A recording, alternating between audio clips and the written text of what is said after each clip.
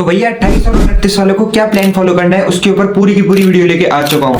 अभी तक जो गलतियां 22, 23 और 24 वाले बच्चे कर रहे थे उन मिस्टेक्स को इस बार आपको नहीं करना है और उन मिस्टेक्स के बारे में पहले अपन लोग डिस्कस करेंगे और उसके बारे में देखेंगे कि उनको अपन कैसे खत्म कर सकते हैं और आगे कैसे बढ़ सकते हैं और 28 और 29 की शिफ्ट्स को बहुत अच्छे मार्क्स से कंप्लीट कर सकते हैं। अब जितने भी बच्चे हैं जिनका पहले की शिफ्ट में एग्जाम हुआ है उन सभी से मैं कहना चाहूंगा कि सबसे पहले कमेंट में अपना एक्सपीरियंस जरूर शेयर करें। और अब हम लोग बात कर लेते हैं मिस्टेक्स की। तो सबसे पहली मिस्टेक जो बच्चे कर रहे हैं इस समय पे वो ये है कि यार बच्चे बहुत ज्यादा ओवर कॉम्प्लिकेट कर रहे हैं चीजों को। जो बहुत ज्यादा सिंपल चीजें हैं ना उनको बहुत ज्यादा ओवर कॉम्प्लिकेट कर रहे हैं।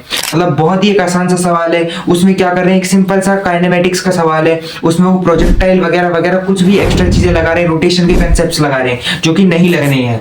ऐसी चीजें करके वो अपना ही खुद का कॉन्सेप्ट खराब कर रहे हैं और खुद की पूरे के पूरे सवाल को भी गलत करके आ रहे हैं और खुद का पेपर भी खराब करके आ रहे हैं, जो इस समय पे मैंने चीज देखी है। अब हम लोग सेकंड मिस्टेक की बात करें, जो सेकंड मिस्टेक इस समय पे हो रही है वो ये हो रही है कि बच्चे सवालों को ध्यान से नहीं देख रहे हैं एग्जाम में।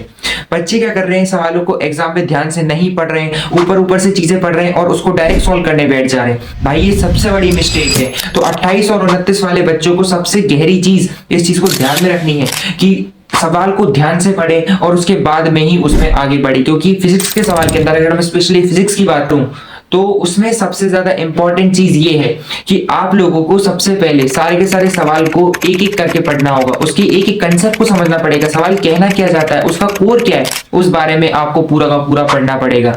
तीसरी चीज, बहुत सारे सवाल ऐसे आ रहे एग्जाम के अंदर जो कि डायरेक्ट फॉर्मूला बेस्ड हैं, तो वो सवाल आप आराम से सॉल्व कर सकते हो। उसके लिए मैंने डिस्क्रिप्शन में आपको पूरी फॉर्मूला प्लेलिस्ट दे रखी है, पूरी फॉर्मूला सीरीज दे रखी है, उसमें जाओ अभी फॉर्मूला रिवाइज करो।